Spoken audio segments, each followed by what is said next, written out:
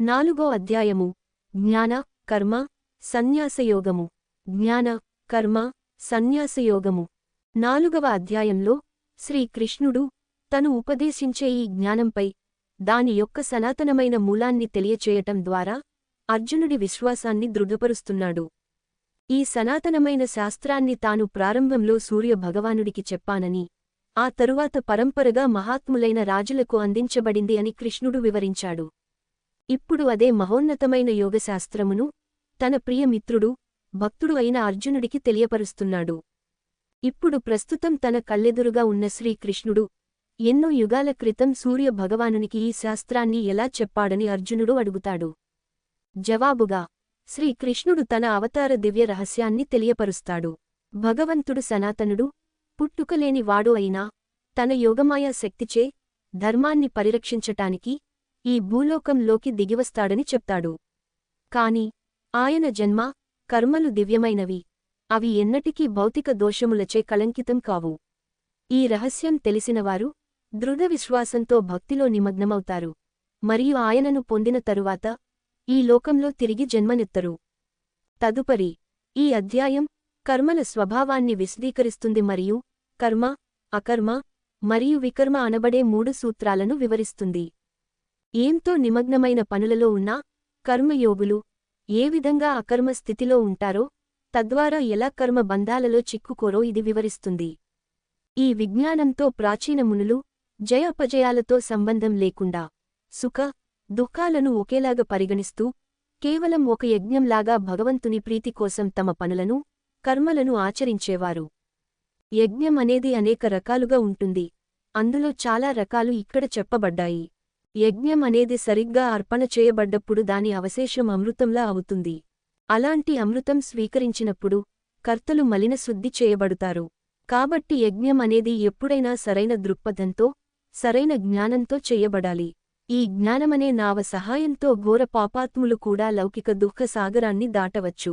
పరమ సత్యాన్ని అనుభవపూర్వకంగా తెలుసుకున్న ఒక నిజమైన ఆధ్యాత్మిక గురువు ద్వారా ఇటువంటి జ్ఞానాన్ని నేర్చుకోవాలి. అర్జునుడి గురువుగా అతన్ని జ్ఞానమనే ఖడ్గం తీసుకుని తన హృదయంలో జనించిన సందేహాలని ముక్కలుగా ఖండించి లేచి తన కర్తవ్యాన్ని నిర్వర్తించమంటున్నాడు శ్రీకృష్ణుడు. శ్రీ భగవానువాచ ఇమం వివస్వతే యోగం ప్రోక్తవానహమవ్యయం వివస్వాన్మనవే ప్రాహమనురిక్ష్వాకవే బ్రవీత్. 1 పరమేశ్వరుడైన శ్రీకృష్ణ భగవానుడు ఇలా అన్నాడు, నేను ఈ యొక్క సనాతనమైన యోగశాస్త్రమును సూర్య భగవానుడైన వివస్వానుడికి చెప్పాను. అతను మనువు ఇక్ష్వాకునికి దీనిని ఉపదేశించారు. అమూల్యమైన వెలకట్టలేని జ్ఞానాన్ని ఎవరికైనా కేవలం తెలియపరిస్తే సరిపోదు. ఆ జ్ఞానాన్ని అందుకున్నవారు దాని విలువని తెలుసుకుని గౌరవించాలి మరియు ఆ జ్ఞానం యొక్క ప్రామాణికత మీద విశ్వాసం కలిగి ఉండాలి. అప్పుడే వారు తమ జీవిత నడవడికలో దానిని ఆచరించటానికి కావలసిన పరిశ్రమ చేస్తారు. అర్జునుడికి తను అనుగ్రహించే ఆధ్యాత్మిక విజ్ఞానం యొక్క విశ్వసనీయత, ప్రాముఖ్యతని ఈ శ్లోకంలో శ్రీకృష్ణుడు స్థిరపరుస్తున్నాడు. తను ఉపదేశించే ఈ జ్ఞానం కేవలం అర్జునుడిని యుద్ధం కోసం ప్రేరేపించే సౌలభ్యం కోసం అప్పటికప్పుడే పుట్టించింది కాదు అని శ్రీకృష్ణుడు అర్జునుడికి వివరిస్తున్నాడు. శ్రీకృష్ణుడు మొట్టమొదట వివస్వానుడికి, అంటే సూర్య భగవానుడికి ఇదే యోగశాస్త్రాన్ని బోధించాడు. అతను మానవ జాతికి మూలపురుషుడైన మనువు దానిని సూర్యవంశ ప్రథమ రాజైన ఇక్ష్వాకుడికి బోధించారు. ఇది జ్ఞాన సముపార్జన యొక్క అవరోహణ క్రమం. ఈ పద్ధతిలో జ్ఞానంపై సంపూర్ణ ప్రామాణ్యము కలిగిన వారు దానిని తెలుసుకోగోరిన వారికి ఆపాదిస్తారు. దీనికి భిన్నంగా ఆరోహణ క్రమ జ్ఞాన సముపార్జన పద్ధతిలో విజ్ఞానాన్ని పెంపొందించుకోవటానికి స్వంత ప్రయత్నం ద్వారా పరిశ్రమించాల్సి ఉంటుంది. ఈ ఆరోహణ క్రమ పద్ధతి కఠినమైనది, లోపభూయిష్టమైనది మరియు చాలా సమయం తీసుకుంటుంది. ఉదాహరణకి ఫిజిక్స్, భౌతిక శాస్త్రం నేర్చుకోవాలంటే ఆరోహణ క్రమ పద్ధతిలో ప్రయత్నించవచ్చు. ఈ పద్ధతిలో మన సొంత తెలివితో ఆయా సూత్రాలను ఊహకల్పన చేసి ఒక అభిప్రాయానికి రావచ్చు. లేదా అవరోహణ పద్ధతిలో నేర్చుకోవచ్చు. ఈ పద్ధతిలో మనం ఫిజిక్స్ బాగా తెలిసిన ఒక ఉపాధ్యాయుడిని ఆశ్రయిస్తాము. ఆరోహణ క్రమ పద్ధతి చాలా సమయం తీసుకుంటుంది. నిజానికి ఈ రకమైన అధ్యయనానికి ఒక జీవితకాలం సరిపోకపోవచ్చు. తుదకు తేలిన విషయాలు నిజమైనవో కాదో కూడా మనకు నమ్మకముండదు. పోల్చి చూస్తే అవరోహణ క్రమ పద్ధతితో ఫిజిక్స్ యొక్క నిగూఢ రహస్యాలు మనకు తక్షణమే తెలుస్తాయి. మన ఉపాధ్యాయుడికి ఫిజిక్స్లో సంపూర్ణ జ్ఞానం ఉంటే ఇది చాలా సులువవుతుంది, ఆయన చెప్పిన దాన్ని శ్రద్ధతో విని దాన్ని జీర్ణం చేసుకోవటమే మన పని. ఈ యొక్క అవరోహణ క్రమంలో ఉన్న జ్ఞాన సముపార్జన ప్రక్రియ సులువైనది మరియు దోషరహితమైనది. ప్రతి సంవత్సరం కొన్ని వేల స్వయం సహాయక సెల్ఫ్ హెల్ప్ పుస్తకాలు విపణిలో విడుదలవుతాయి. అవి జీవితంలో ఎదురయ్యే సమస్యలకు ఆయా రచయితల యొక్క పరిష్కారాలను వివరిస్తాయి. ఈ పుస్తకాలు ఒక పరిమితిలో సహాయపడవచ్చు, కాని ఇవి ఆరోహణ క్రమ పద్ధతిలో పొందిన జ్ఞానం ఆధారంగా వ్రాయబడ్డాయి కాబట్టి అవి లోపభూయిష్టమైనవి. ప్రతి కొన్ని సంవత్సరాలకి ఏదో ఒక కొత్త సిద్ధాంతం వచ్చి ఆ సమయంలో ఉన్న సిద్ధాంతాలని పక్కకి నెడుతుంది. ఈ యొక్క ఆరోహణ పద్ధతి అనేది పరమ సత్యాన్ని తెలుసుకోవటానికి పనికిరాదు. దివ్య జ్ఞానాన్ని స్వీయ పరిశ్రమ ద్వారా సృష్టించవలసిన అవసరం లేదు. అది భగవంతుని యొక్క శక్తి. ఎలాగైతే అగ్ని ఉన్నప్పటి నుండి దాని వెలుగు వేడిమి ఉంటాయో, అది దివ్య జ్ఞానం భగవంతుడు ఉన్నప్పటి నుండి ఉంది. భగవంతుడు మరియు జీవాత్మ రెండూ కూడా సనాతనమైనవి. అలాగే జీవాత్మను భగవంతునితో కలిపే యోగశాస్త్రము కూడా సనాతనమైనదే. దీనికోసం ఏదో ఊహించి కొత్త కొత్త సిద్ధాంతాలను తయారు చేయాల్సిన అవసరం లేదు. ఈ ప్రత్యక్ష సత్యం యొక్క అద్భుతమైన తార్కాణం ఈ భగవద్గీతయే. ఇది చెప్పబడి 50 శతాబ్దములు దాటినా తనలో ఉన్న శాశ్వత సనాతన జ్ఞాన ప్రజ్ఞతో ఇది ఇప్పటికీ మన దైనందిన జీవితంలో ఉపయోగపడుతూ జనులను ఆశ్చర్యచకితులను చేస్తున్నది. తాను అర్జునుడికి తెలియజేసే ఈ యోగ విద్య జ్ఞానం సనాతనమైనది మరియు ప్రాచీన కాలంలో అవరోహణ క్రమంలో గురువు నుండి శిష్యుడికి పరంపరగా అందించబడింది అని శ్రీకృష్ణుడు అంటున్నాడు. ఏవం పరంపరాప్రాప్తమిమం రాజర్షయో విదు సకాలేనేహ మహతా యోగో నష్టః పరంతప. 2. ఓ శత్రువులను జయించేవాడా, రాజర్షులు ఈ విధముగా యోగశాస్త్రమును పరంపరలో పొందినారు. కాని కాలగమనంలో అది ఈ లోకంలో లుప్తమైపోయినది, క్షీణించిపోయినది. దివ్య ఆధ్యాత్మిక జ్ఞానాన్ని అవరోహణ క్రమంలో అందుకునేటప్పుడు శిష్యుడు భగవత్ ప్రాప్తి తెలిపే శాస్త్రాన్ని గురువుగారి నుండి అర్థం చేసుకుంటాడు. ఆ గురువు తన గురువు నుండి ఇలాగే అందుకున్నాడు. ఈ విధమైన సాంప్రదాయంలోనే రాజర్షులైన నిమి, జనకుడు యోగశాస్త్రాన్ని అర్థం చేసుకున్నారు. ఈ సంప్రదాయం ఆది జగద్గురువైన భగవంతునితోనే మొదలయింది. తేనే బ్రహ్మ హృదయ ఆది కవయే ముహ్యంతి యత్ సూరయః. భాగవతం 1.1.1. ఈ శ్లోకం ప్రకారం భగవంతుడు సృష్టి ప్రారంభంలో ఈ జ్ఞానాన్ని ప్రప్రథమంగా జన్మించిన బ్రహ్మదేవుని హృదయంలో తెలియపరిచాడు. ఆయన నుండి ఈ సంప్రదాయం కొనసాగింది. ఇంతకు క్రితం శ్లోకంలో శ్రీకృష్ణుడు సూర్యభగవానుడైన వివస్వానుడికి కూడా తాను ఈ జ్ఞానాన్ని తెలియపరిచినట్టు చెప్పాడు. ఆయన నుండి కూడా ఈ సంప్రదాయం కొనసాగింది. కాని ఈ భౌతిక ప్రపంచ స్వభావం ఎలాంటిదంటే కాలక్రమంలో ఈ జ్ఞానం లుప్తమైపోయింది. ప్రాపంచిక మనస్తత్వంగల కపటులైన శిష్యులు తమ కళంకిత దృక్పథం పరంగా జ్ఞానాన్ని అన్వయిస్తారు. కొలది తరాల్లోనే ఆ జ్ఞానం యొక్క ప్రాచీన స్వచ్ఛత మలినమైపోయింది. ఇలా జరిగినప్పుడు తన అకారణ కరుణచే భగవంతుడు ఆ సందేశాన్ని మానవ జాతి సంక్షేమం కోసం తిరిగి సుస్థిరపరుస్తాడు. ఆ పనిని తానే ఈ లోకంలో స్వయంగా అవతరించిగాని లేదా తన పని కోసమే నియమింపబడ్డ భగవత్ప్రాప్తి నొందిన మహనీయుని ద్వారా గాని చేస్తాడు. భారత చరిత్రలో 5వ మూల జగద్గురువైన జగద్గురు శ్రీ కృపాలుజీ మహారాజ్ గారు సనాతన జ్ఞానాన్ని ఇప్పటి కాలంలో తిరిగి ప్రతిపాదించి స్థిరపరిచిన భగవత్ ప్రేరణ నొందిన ఈ కోవకి చెందిన మహాత్ములు. పవిత్ర కాశీ నగరంలో 500 మంది వేద పండితులతో కూడిన అత్యున్నత సంస్థానమైన కాశీ విద్వత్ పరిషత్తు కేవలం 34 సంవత్సరాల ప్రాయంలోనే జగద్గురువు అన్న బిరుదునిచ్చి వారిని సత్కరించింది. వారు ఆ విధంగా భారత చరిత్రలో జగద్గురు శంకరాచార్య, జగద్గురు నింబార్కాచార్య, జగద్గురు రామానుజాచార్య మరియు జగద్గురు మధ్వాచార్యుల తరువాత జగద్గురువు అన్న బిరుదు నొందిన 5వ వారయ్యారు. భగవద్గీత యొక్క నిగూఢమైన భావాన్ని జగద్గురు శ్రీ కృపాలుజీ మహారాజ్ గారు నాకు తెలియచేసిన ప్రకారంగా ఈ యొక్క గీతా వ్యాఖ్యానం వ్రాయబడింది. స ఏవాయం మయా తేద్య యోగః ప్రోక్తః పురాతనః భక్తోసి మే సఖా చేతి రహస్యం హ్యేతదుత్తమం. 3. అదే ప్రాచీనమైన పరమరహస్యమైన ఈ యోగ విజ్ఞాన శాస్త్రమును నేను నీకు ఈరోజు తెలియచేస్తున్నాను. ఎందుకంటే నీవు నా మిత్రుడవు మరియు భక్తుడవు, ఈ అలౌకిక జ్ఞానాన్ని అర్థం చేసుకోగలవాడవు. తను అర్జునుడికి చెప్పే ఈ ప్రాచీన యోగశాస్త్రము సాధారణంగా అందరికీ తెలియని రహస్యమని శ్రీకృష్ణుడు అంటున్నాడు.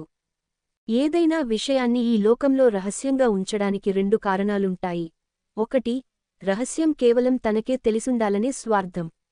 రెండోది, ఆ సత్యాన్ని సమాచార దుర్వినియోగం నుండి కాపాడటానికి. ఈ యోగ విద్య ఒక రహస్యంగా ఉండటానికి ఈ రెండు కారణాలు కాక వేరే కారణం ఉంది. అదేమిటంటే అది అర్థం చేసుకోబడటానికి అర్హత ఉండాలి. ఆ అర్హతే భక్తి అని ఈ శ్లోకంలో తెలియచేయబడింది. భగవద్గీత యొక్క నిగూఢమైన సందేశం కేవలం పాండిత్యానికో లేదా సంస్కృత భాషపై పట్టుతోనో అర్థం చేసుకోవటానికి లొంగదు. దీనికి భక్తి అవసరం. ఇది జీవాత్మకు భగవంతుని పట్ల ఉండే సూక్ష్మమైన అసూయని నిర్మూలించి ఆయన అంశములుగా ఆయన సేవకులుగా మనల్ని మనం పరిగణించుకునేలా చేస్తుంది. అర్జునుడు ఈ విద్యను నేర్చుకోవటానికి తగిన విద్యార్థి.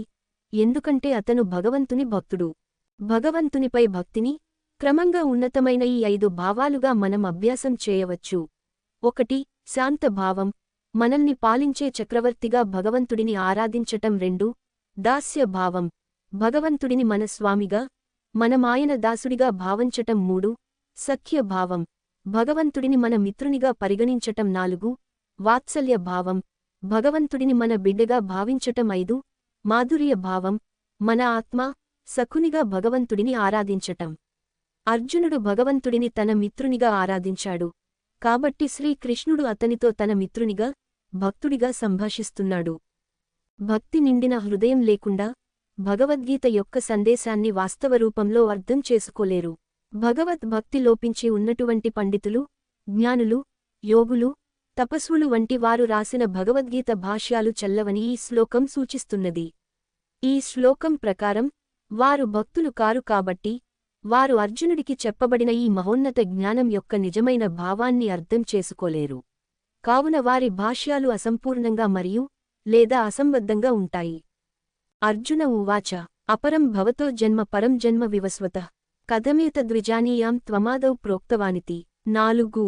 అర్జునుడు ఇలా అన్నాడు, నీవు వివస్వానుడి తరువాత ఏంతో కాలానికి పుట్టావు. మరి నీవు ఈ విద్యని అతనికి ప్రారంభంలోనే ఉపదేశించావు అంటే నేను దాన్ని ఎలా అర్థం చేసుకోవాలి? శ్రీకృష్ణుడి మాటల్లో పైకి అగుపిస్తున్న పొంతనలేని ఘటనల వల్ల అర్జునుడు అయోమయానికి గురవుతున్నాడు.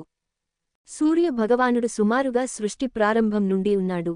కాని శ్రీకృష్ణుడు ఈ మధ్యనే ఈ లోకంలో పుట్టాడు. ఒకవేళ శ్రీకృష్ణుడు దేవకీవసుదేవుల తనయుడైతే ఆయన చెప్పినట్టు ఈ యొక్క యోగ విద్యని వివస్వానుడికి సూర్య భగవానుడు చెప్పాడనే విషయానికి అర్జునుడికి పొసగలేదు. అందుకే అతను ఇలా అడుగుతున్నాడు. అర్జునుడి ప్రశ్న భగవంతుని దివ్య అవతార విషయానికి మీద వివరణని అడుగుతోంది. మరియు శ్రీకృష్ణుడు దీనికి తదుపరి శ్లోకాలలో బదులిస్తున్నాడు. శ్రీ భగవానువాచ బహూని మే వ్యతీతాని జన్మాని తవ చార్జున తాన్యహం వేద సర్వాణి త్వం వేత్త పరంతప. 5. శ్రీ భగవానుడు ఇలా అన్నాడు, మన ఇద్దరికీ ఎన్నో జన్మలు గడచినవి ఓ అర్జునా. నీవు వాటిని మరిచిపోయావు, కాని అవన్నీ నాకు జ్ఞాపకం ఉన్నాయి ఓ పరంతపా. తాను అర్జునుడి ముందు మానవ రూపంలో నిల్చుని ఉన్నంత మాత్రమున తనను మానవులతో సమానంగా పరిగణించవద్దు అని వివరిస్తున్నాడు శ్రీకృష్ణుడు. ఒక దేశ రాష్ట్రపతి ఒక్కోసారి కారాగారానికి చూడడానికి వెళ్లాలని నిర్ణయించుకుంటాడు. కాని మనకు జైల్లో రాష్ట్రపతి కనపడితే ఆయన కూడా ఖైదీనే అని తప్పుగా భావింపము. ఆయన కేవలం తనిఖీ చేయటానికే ఇలా వచ్చాడు అని మనకు తెలుసు. ఇదే ప్రకారంగా భగవంతుడు ఒక్కోసారి ఈ భౌతిక ప్రపంచంలోకి అవతరిస్తూ ఉంటాడు. కాని అతని దైవీ గుణాలు, దివ్యశక్తులు ఏమాత్రం తగ్గవు. ఈ శ్లోకంపై తన భాష్యంలో శంకరాచార్యులు ఇలా అంటారు, యా వాసుదేవే అనీశ్వరా సర్వజ్ఞాశంకా మూర్ఖానాం తాం పరిహరన్. శ్రీ భగవానువాచ 4.5వ శ్లోకంపై శారీరక భాష్యం అంటే శ్రీకృష్ణుడు భగవంతుడేనా అని ఏ మూర్ఖులకైనా సందేహం ఉంటే దానిని ఖండించటానికే ఆయన ఈ శ్లోకం చెప్పాడు. నమ్మకం లేని కొంతమంది శ్రీకృష్ణుడు కూడా మనలాగే పుట్టాడు, మనలాగే భుజించాడు, త్రాగాడు, నిద్రపోయాడు, కాబట్టి ఆయన భగవంతుడు అవ్వటానికి అవకాశం లేదు అని వాదించవచ్చు. ఇక్కడ శ్రీకృష్ణుడు జీవాత్మకి భగవంతునికి ఉన్న తేడాని స్పష్టంగా వివరిస్తున్నాడు. తను ఎన్నోసార్లు ఈ ప్రపంచంలో అవతరించినా ఆయన సర్వజ్ఞుడుగానే ఉంటాడు. అదే సమయంలో జీవాత్మ యొక్క జ్ఞానం మాత్రం పరిమితమైనది. జీవాత్మకి పరమాత్మ అయిన భగవంతునికి చాలా పోలికలున్నాయి. రెండూ సత్ చిత్ ఆనందములే, సనాతనమైనవి, చైతన్యవంతమైనవి మరియు ఆనంద స్వరూపాలు. కాని ఎన్నో తేడాలు కూడా ఉన్నాయి. భగవంతుడు సర్వ వ్యాపి, జీవాత్మ తను ఉన్న శరీరంలోనే వ్యాపించి ఉంటుంది. భగవంతుడు సర్వశక్తివంతుడు, కాని జీవాత్మకి తనను తాను మాయా మొహం నుండి కూడా భగవంతుని కృప లేకుండా విడిపించుకునే శక్తి లేదు. భగవంతుడు ఈ ప్రకృతి నియమాలను సృష్టించినవాడు. ఆత్మ ఈ నియమాలకు బద్ధుడై ఉంటుంది. భగవంతుడు సమస్త సృష్టికి ఆధారభూతమైనవాడు. జీవాత్మకు కూడా ఆయనే ఆధారం. భగవంతుడు సర్వజ్ఞుడు, కాని జీవాత్మ ఒక్క విషయానికి పైన కూడా సంపూర్ణ జ్ఞానం కలిగి ఉండదు. శ్రీకృష్ణుడు అర్జునుడిని ఈ శ్లోకంలో పరంతప అంటున్నాడు, అంటే శత్రువులను వశపరుచుకునేవాడా అని. ఆయన భావం ఏమిటంటే, అర్జునా, నీవు ఎంతో మంది బలీయమైన శత్రువులను సంహరించిన వీరయోధుడవు. నీ మనస్సులో కలిగిన సందేహం ముందు ఇప్పుడు ఓటమిని అంగీకరించకు. నేను ఇప్పుడు నీకిచ్చే జ్ఞాన ఖడ్గంతో దానిని నిర్మూలించి వివేకవంతుడవై ఉండుము అని. అజోపి సన్నవ్యయాత్మ భూతానామీశ్వరోపి సన్ ప్రకృతిం స్వామదిష్టాయ సంభవామ్యాత్మమాయయా. 6 నేను పుట్టుకలేని వాడిని అయుండి కూడా, సమస్త ప్రాణులకు ప్రభువునై ఉండి కూడా, నాశములేని వాడినై ఉండి కూడా, నేను ఈ లోకంలో నా యోగమాయా దివ్యశక్తిచే అవతరిస్తుంటాను. భగవంతుడు ఒక రూపం కలిగి ఉంటాడు అన్న అభిప్రాయాన్ని చాలా మంది జనులు అస్సలు ఒప్పుకోరు. వారు నిరాకార, సర్వ వ్యాప్త, అశరీర, సూక్ష్మ భగవంతుని యందే ఎక్కువ సానుకూలతతో ఉంటారు. భగవంతుడు ఖచ్చితంగా ఆశరీరుడు, నిరాకారుడే కాని అంతమాత్రాన ఆయన అదే సమయంలో ఒక రూపము తీసుకోలేడు అని కాదు. భగవంతుడు సర్వశక్తివంతుడు కాబట్టి ఆయనకి తన సంకల్పంచే ఒక స్వరూపంలో వ్యక్తమయ్యే శక్తి కూడా ఉంది. ఒకవేళ ఎవరైనా భగవంతునికి రూపం ఉండదు అంటే ఆ వ్యక్తి భగవంతుడిని సర్వశక్తిమంతునిగా ఒప్పుకోవట్లేదు అని అర్థం. కాబట్టి భగవంతుడు నిరాకారుడు అంటే అదొక అసంపూర్ణ ప్రతిపాదన అవుతుంది. అదే విధంగా భగవంతుడు ఒక సాకార రూపంలోనే అవతరిస్తాడు అంటే అది కూడా పాక్షిక వాస్తవమే అవుతుంది. సర్వశక్తివంతుడైన పరమాత్మ యొక్క దివ్యమైన వ్యక్తిత్వానికి 2 అస్తిత్వాలు ఉన్నాయి, వ్యక్తిగత స్వరూపం మరియు నిరాకార అస్తిత్వం. కాబట్టి బృహదారణ్యక ఉపనిషత్తు ఇలా చెపుతున్నది, ద్వే వావ బ్రహ్మణో రూపే మూర్తం చైవ అమూర్తం చ. 2.3.1 దేవుడు 2 రకాలుగా ఉంటాడు, నిరాకర బ్రహ్మంగా మరియు సాకార భగవంతునిగా కూడా. ఆ 2 అస్తిత్వాలు ఆయన వ్యక్తిత్వానివే. నిజానికి జీవాత్మకి కూడా తన అస్తిత్వానికి 2 కోణాలుంటాయి. అది నిరాకారం కాబట్టి శరీరాన్ని మరణ సమయంలో విడిచిపెట్టినప్పుడు అది కనిపించదు. కాని అది ఒక శరీరాన్ని కూడా స్వీకరిస్తుంది, ఒకసారి కాదు, అసంఖ్యాకమైన సార్లు, ఒక జన్మ నుండి ఇంకో జన్మకు దేహాంతరమవుతూ. అతి చిన్న ఆత్మకే ఒక శరీరం స్వీకరించగలిగే శక్తి ఉన్నప్పుడు సర్వశక్తిమంతుడైన భగవంతునికి ఆ శక్తి ఉండదా? లేదా దేవుడు ఇలా ఏమైనా అన్నాడా, నాకు ఒక రూపంలో వ్యక్తమయ్యే శక్తి లేదు కాబట్టి నేను నిరాకార కాంతిని మాత్రమే అని? ఆయన దోషరహితుడు, పరిపూర్ణమైనవాడు అవ్వాలంటే ఆయన సాకారుడు, నిరాకారుడు కూడా అయి ఉండాలి. తేడా ఏమిటంటే మన స్వరూపం, శరీరం, భౌతిక శక్తి, మాయా తో తయారు చేయబడితే భగవంతుని రూపం ఆయన దివ్య, యోగమాయా శక్తిచే సృష్టించబడుతుంది. కాబట్టి అది దివ్యమైనది, భౌతిక దోషాలకి అతీతమైనది.